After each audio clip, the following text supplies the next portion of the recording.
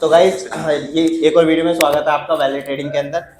बहुत लोगों की क्वेरी रहती है मतलब ऑप्शन सेलिंग के अंदर कि किस तरीके से हैजिंग में क्या क्या दिक्कत आती है, फिर ऑप्शन सेलिंग शुरू करें तो कैसे करें, कितने फंड की रिक्वायरमेंट होती है और किस तरीके से उनको प्रॉब्लम आती है, क्या फेस करना पड़ता है, स्टॉप लॉस क्या रहता है, टारगेट क्या रहता है, वो सारी चीजों पर। क्योंकि आप देख रहे होगे ये दो जने हैं, ठीक है, इन दोनों जनों को मैं जानता हूँ, लेकिन इन्होंने बस ट्रेडिंग में अभी कदम रखा है नया नया।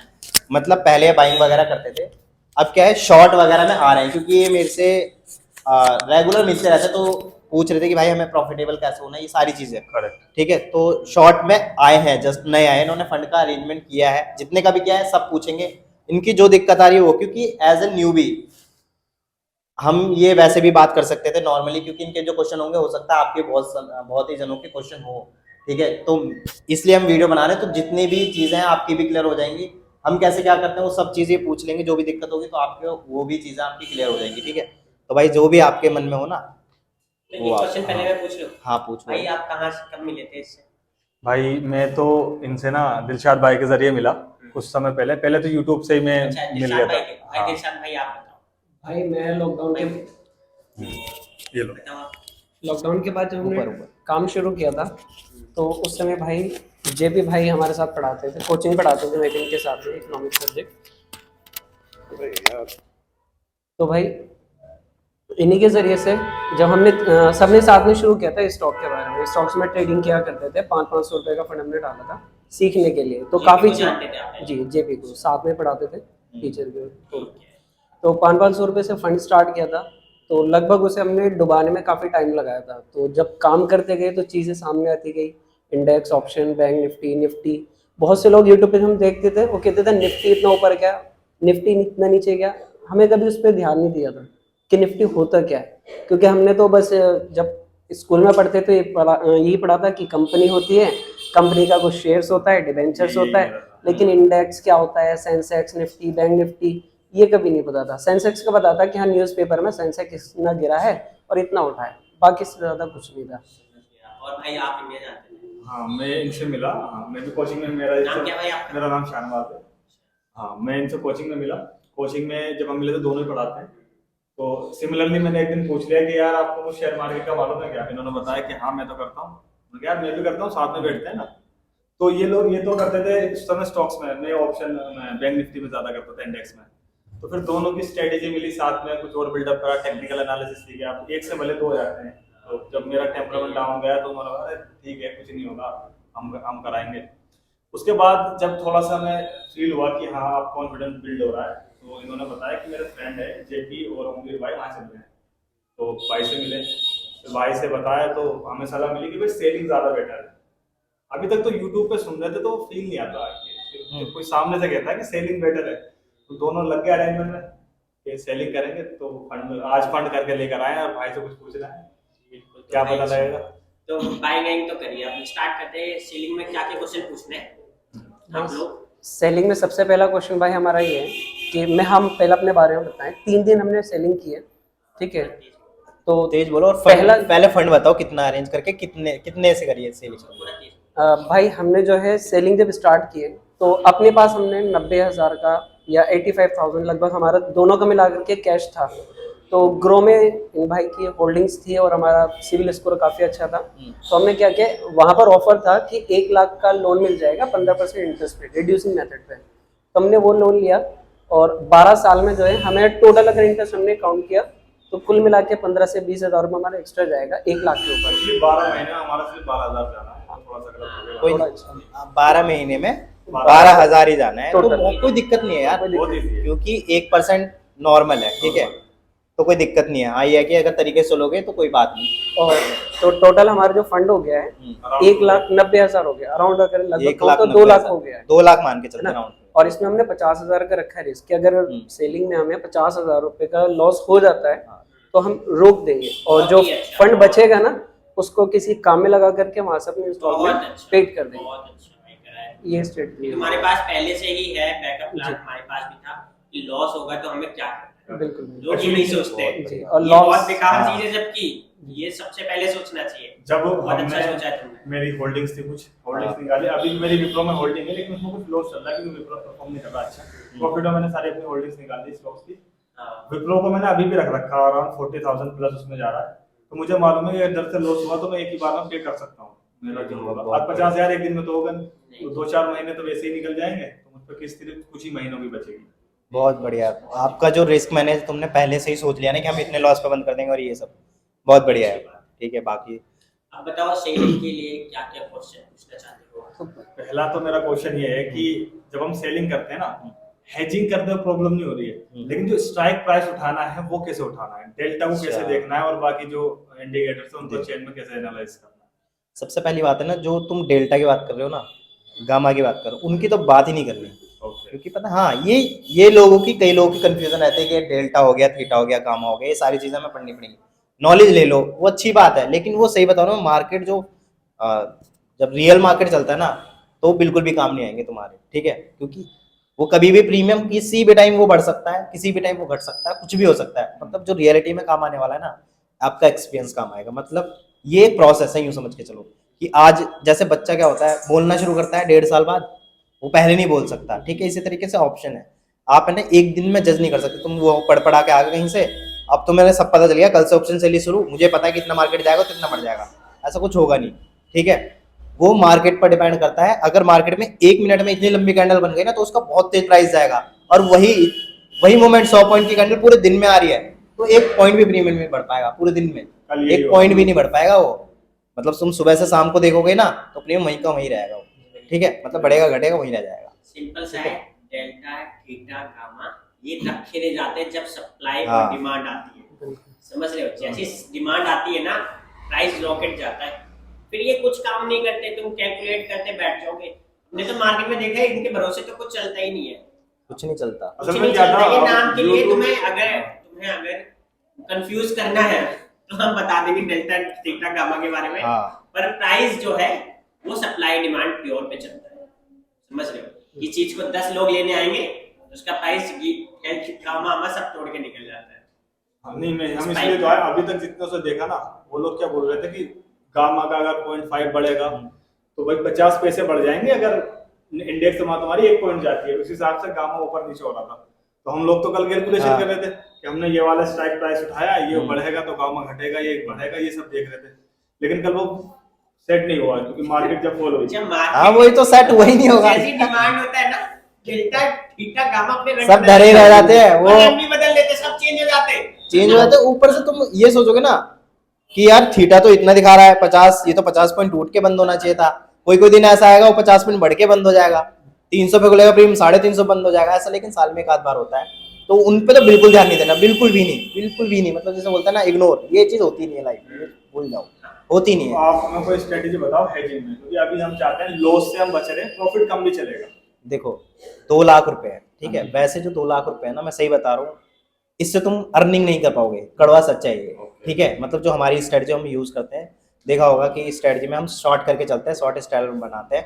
कई लोग होंगे जो 2 लाख या 1 लाख से कमाने की कोशिश कर रहे होंगे, तो 2 लाख से सिर्फ और सिर्फ इस स्ट्रेटजी को सीखना है। ठीक है, यूं समझ लो कि ये सोचना है कि हमारा प्रॉफिट 1 रुपए का भी नहीं आने वाला अगले 1 साल तक, ये सोचना है दिमाग में। अगर आ रहा है तो यूं समझ लेना कि तुम बहुत बेहतरीन कर रहे हो, और नहीं आ रहा है इसका मतलब तुम बहुत अच्छा सीख रहे हो, और थोड़ा बहुत चला भी जा रहा है तो भी तुम बहुत अच्छा सीख रहे हो। बस ज्यादा नहीं जाना चाहिए एक दिन में। एक दिन में ऐसा ना हो 5000 का लॉस चले जाए, 3000 का लॉस चले जैसे हमने जाए। अपना लॉस ठीक को है, मैक्सिमाइज करके 1000 रखा है एक दिन का। हाँ, 1000 से ज्यादा नहीं जाए तो बहुत बेटर है। ठीक है, अगर हाँ कभी कभी हो जाए गलती तो बात अलग है, 1000 से ऊपर नहीं जाए तो अच्छा है, 500 1000 500 1000 इतना जाए तो वो अच्छा है। ठीक है, क्योंकि ये क्या है, इसमें यार ब्रोकरेज, जो हमारे वाले स्ट्रेटजी है इसमें थोड़ी ब्रोकरेज ज्यादा लगती है। ठीक है, तो वो छोटे फंड वाले बंदे को मारती है।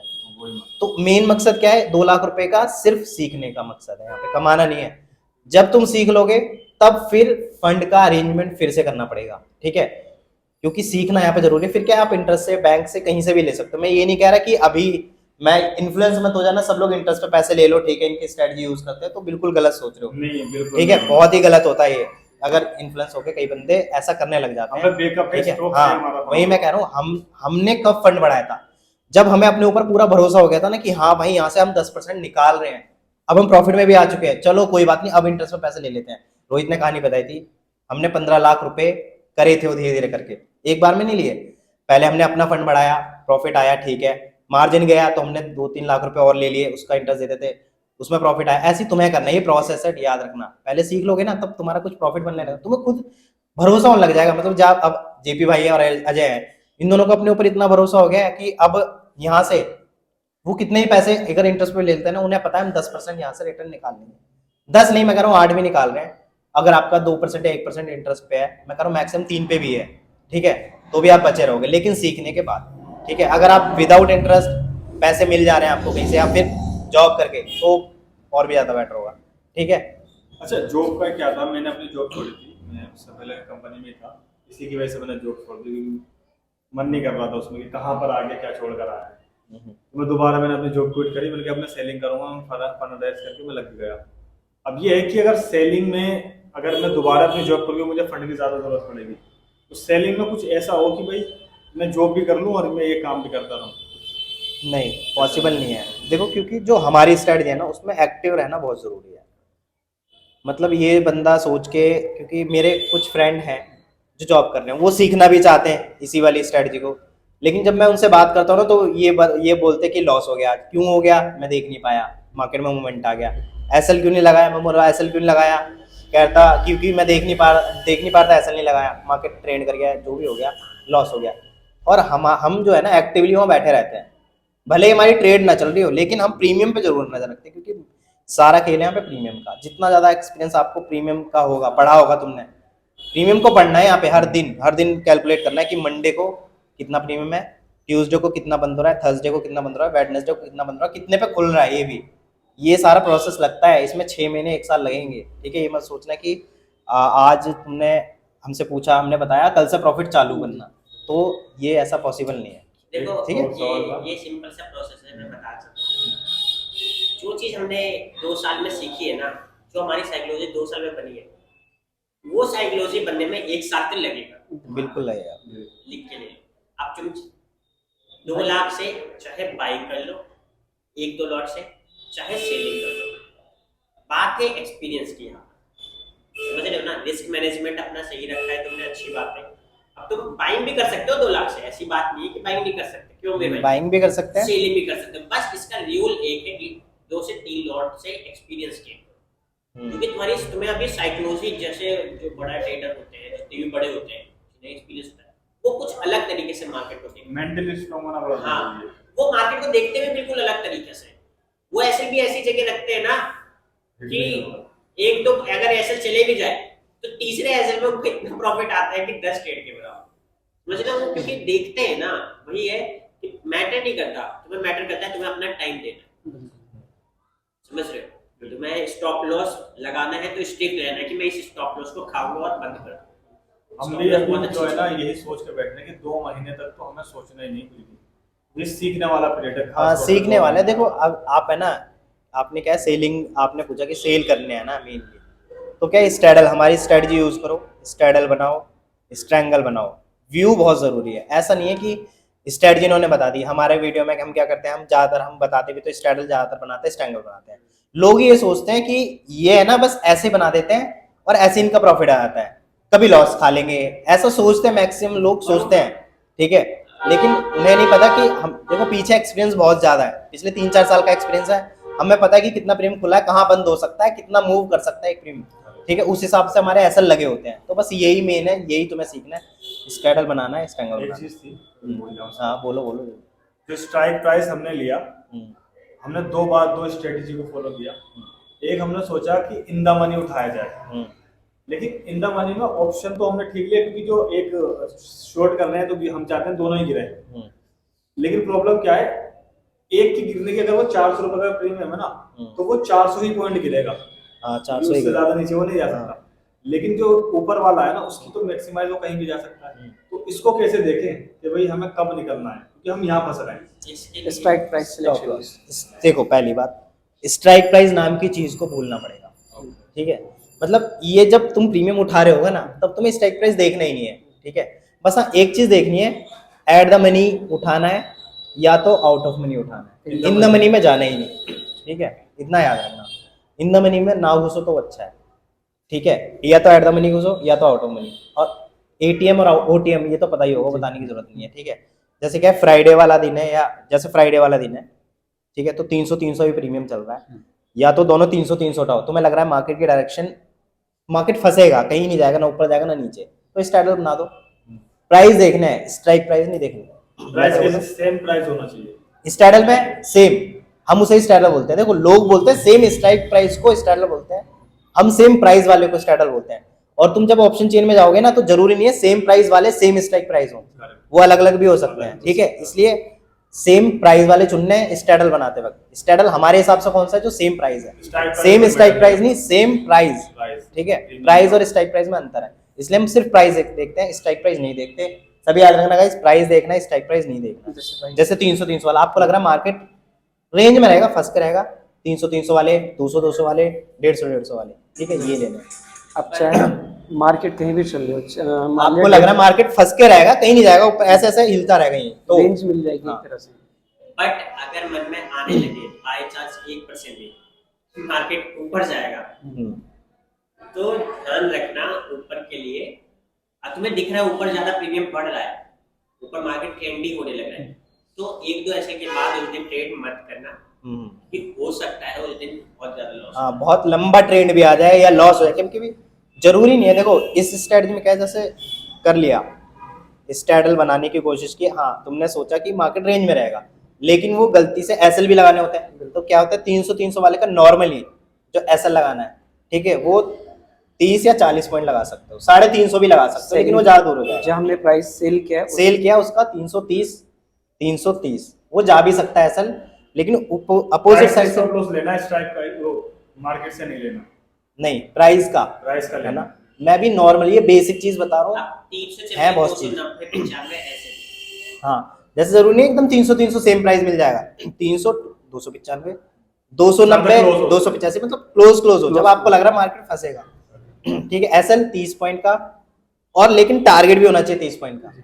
जैसे 300 वाली का एसएल एक का 330 है कॉल का, तो पुट का टारगेट 270 रहेगा यहाँ से, ठीक है। ऐसे 4 ऑर्डर लगेंगे, हर वक्त लगे रहेंगे 4 ऑर्डर, ताकि आपकी पोजीशन, वो 4 ऑर्डर हम इसलिए लगाते हैं कॉस्ट पे कि मेन मकसद है उसमें प्रॉफिट कमाना, लेकिन लॉस नहीं होना चाहिए। इसलिए अगर मान लो एक भी पॉइंट नहीं मिला, तो 30 पॉइंट अगर वहां से बढ़ेगी, तो यहाँ से 30 पॉइंट घट के वो स्क्वायर ऑफ पोजीशन, 0 पॉइंट का लॉस।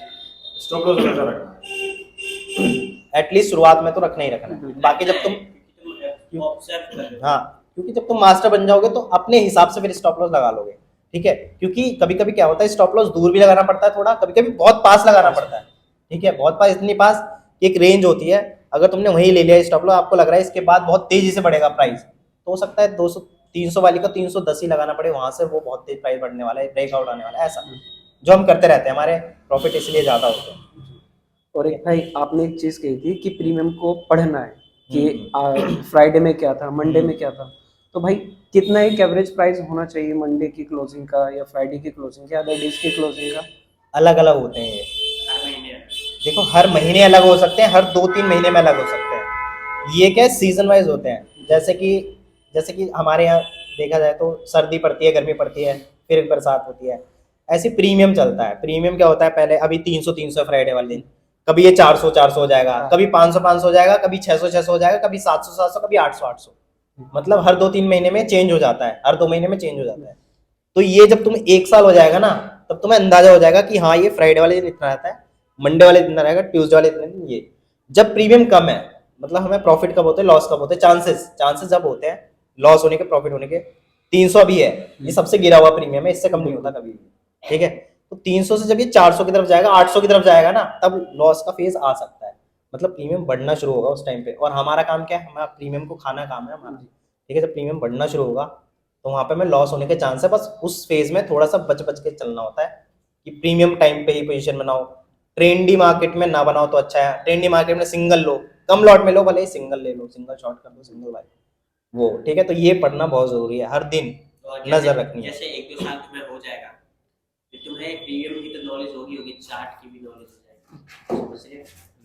जब तुम्हें चार्ट की नॉलेज हो जाएगी, प्रीमियम की नॉलेज हो जाएगी, हम सेलिंग से पैसे कमा रहे हैं, हम चाहे बाइंग से भी निकाल सकते, तुम भी बाइंग से फिर निकाल सकते हो, बट ये सेलिंग में थोड़ा कंफर्टेबल है, समझ रहे हो? जी भाई, जब नॉलेज आ जाती है ना, तो आप कैसे भी पैसे निकाल सकते हो, समझ रहे हो? अभी क्या सेलिंग से है ना, ये है स्टेबल हो जाओगे, मार्केट में टिके रहोगे, क्योंकि यहाँ पे टिकना जरूरी है। जैसे मैच में एक बल्लेबाज टिका रहता है, रन अपने आप आते रहते हैं। टिकना जरूरी है, सिंपल सी बात है। मार्केट में जितना लंबा टाइम तक टिकेंगे रहेंगे ना, उतना ज्यादा एक्सपीरियंस, उतना ज्यादा पैसा। टिकना जरूरी है यहाँ पे। से टिक जाओ। सेलिंग से टिके रहोगे, उससे क्या होगा, एक्सपीरियंस बढ़ेगा, एक्सपीरियंस से खुद ब खुद तुम्हारे धीरे धीरे पैसे आने शुरू हो जाएंगे।